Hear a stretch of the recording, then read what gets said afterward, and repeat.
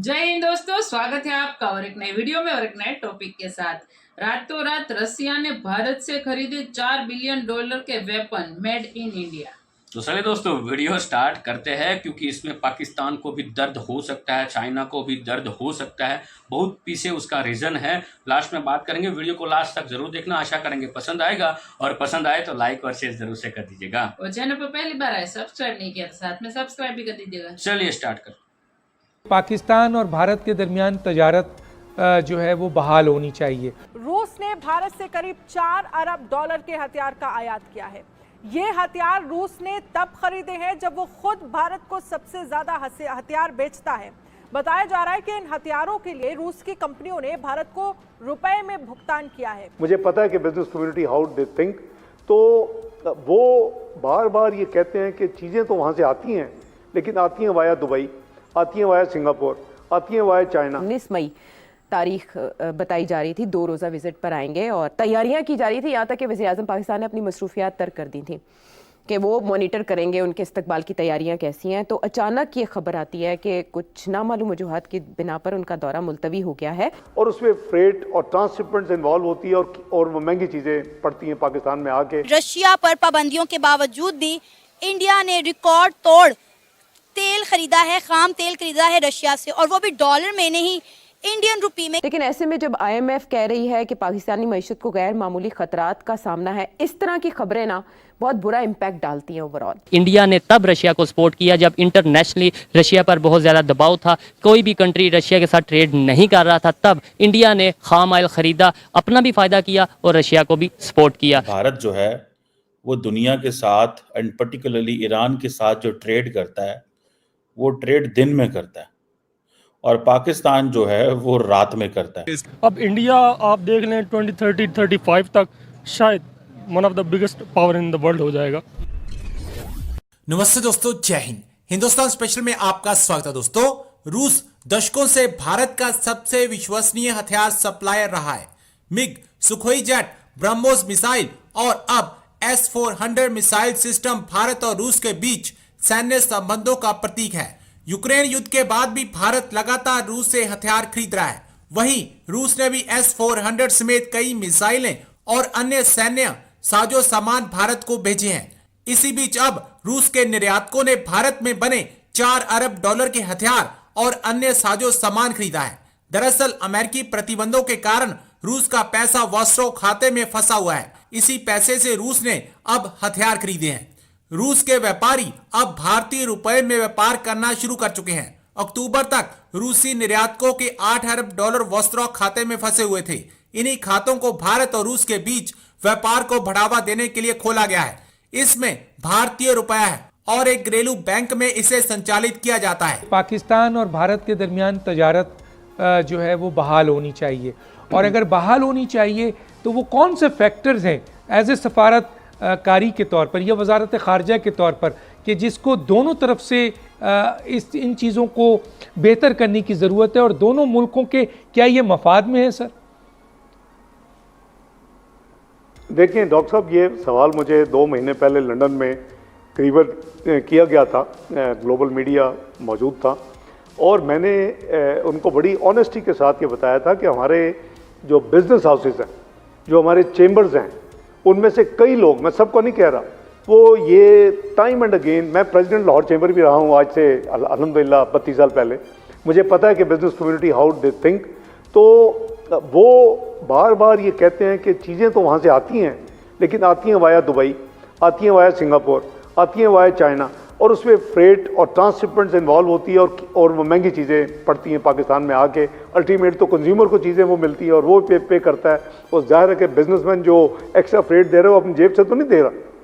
तो इस हवाले से मैंने बड़ी ऑनेस्ट एक कैंडिड स्टेटमेंट दी थी ईमानदारी के साथ कि देखें, मैं पाकिस्तान में जब जाऊंगा तो हम अपने जो बिज़नेस जो हाउसेस हैं, जो हमारे चेम्बर्स हैं, जो हमारे ट्रेड हाउसेस हैं, इनसे हम बात करेंगे, हम सेंस लेंगे, और उसके बाद फिर जो पाकिस्तान के स्टेक होल्डर्स हैं, देखिए ये कोई आसान काम नहीं है। भारत जो है वो दुनिया के साथ एंड पर्टिकुलरली ईरान के साथ जो ट्रेड करता है वो ट्रेड दिन में करता है, और पाकिस्तान जो है वो रात में करता है। ईरान जो है वो इंडिया का 59th बड़ा दुनिया में ट्रेडिंग पार्टनर है। बायलैटरल ट्रेड तकरीबन $2.5 बिलियन के करीब है। और पाकिस्तान जो है, आपको हैरानगी होगी कि पाकिस्तान के अंदर ईरान जो है वो $1 बिलियन की सालाना तेल की स्मगलिंग करता है, ईरान। और जाहिर बात है वो स्मगलिंग पाकिस्तान में होती है तो पाकिस्तानी वो स्मगलिंग बर्दाश्त करते हैं, लेते हैं।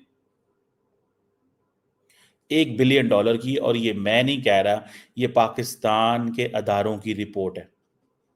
हम क्यों दिन में कारोबार नहीं कर सकते, और क्यों दुनिया ईरान के साथ, इंडिया क्यों ईरान के साथ रात दिन में कारोबार करता है और हम जो है वो रातों में कारोबार करते हैं। अभी मैं देख रहा था कि इंडिया और ईरान की जो ट्रेड है वो 5% बढ़ी है, ठीक है जी। और पाकिस्तान के हवाले से मैं अगर आपको बताता चलूं कि ये हाल ही में एक रिपोर्ट आई है कि $1 बिलियन की तेल की स्मगलिंग होती है पाकिस्तान में, बाकी सारा कुछ अलग है। ये एक पाकिस्तान के अदारों ने रिपोर्ट बनाई है ईरानियन ऑयल की स्मगलिंग के ऊपर, और ये बड़ी पुरानी जो थी, और मेरा ख्याल है कि जिसमें ईरान के ऊपर आपको पता है अमेरिकन सैंक्शन है काफ़ी देर से।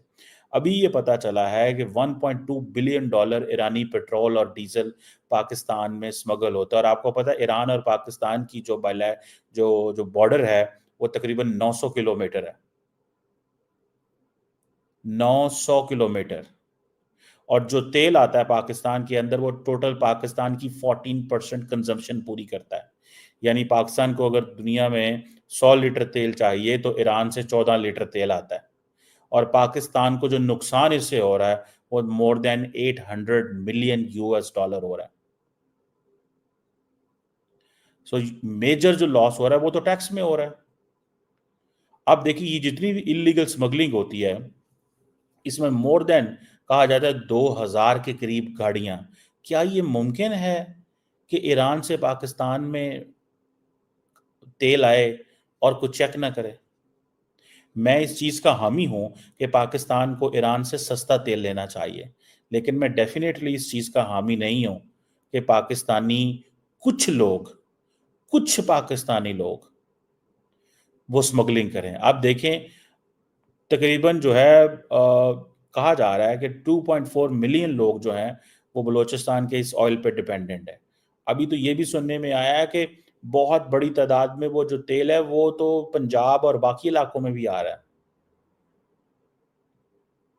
ज्यादा से ज्यादा कहा जाता है कि 200 के करीब स्मगलर्स हैं, जिसमें गवर्नमेंट भी इन्वॉल्व है, जिसमें सिक्योरिटी के लोग भी इन्वॉल्व हैं। जो लोग पाकिस्तान के बॉर्डर को सिक्योर करने में मामूल में इन्वॉल्व हैं वही चोर हैं।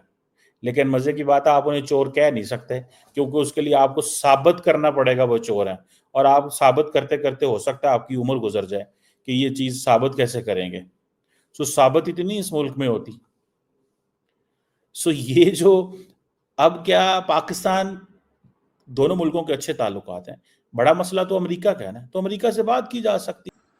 थैंक यू दोस्तों वीडियो को यहाँ तक देखने के लिए। हालांकि भारत हर बार रशिया से हथियार खरीदता है, इस बार रशिया ने खरीदा। उसके पीछे का रीजन मेरे हिसाब से आप जानते ही होंगे, क्योंकि रशिया एंड यूक्रेन का वॉर, क्योंकि कितने सालों से 3-4 साल कंप्लीट हो गया, अभी भी चल रहा है। तो रशिया को स्वाभाविक तौर पर उसकी आवश्यकता रहेगी। आपने पहले न्यूज़ में सुना होगा कि रशिया ने कुछ फाइटर जेट के जो इंजन थे वो करीब पाकिस्तान को दिए थे, वो भी वापस मांगा था, ठीक है। तो ये रशिया को एक्चुअली नीड्स है, क्योंकि वहाँ पे युद्ध चल रहा है 4 सालों से, अभी तक खत्म हुआ नहीं है। दूसरी बात कि आप कहोगे कि रशिया के ऊपर सैंक्शन बहुत सारे लगे हैं, फिर भी हाँ ये हो सैंक्शन लगा है, लेकिन भारत के साथ तो आप अच्छे से उसका रिलेशन है, सैंक्शन था, सब कुछ था, फिर भी हम वहाँ से क्रूड ऑयल खरीदते ही थे रशिया से, ठीक है।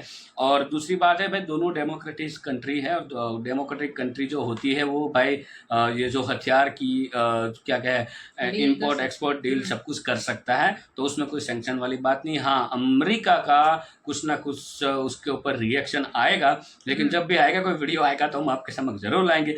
बाकी दोस्तों वीडियो आपको कैसी लगी है कमेंट में लिख कर जरूर बता दीजिए। फिलहाल आपसे विदाई ले रहे, मिलेंगे और एक नए वीडियो में आपके साथ। टिल देन जय हिंद जय भारत।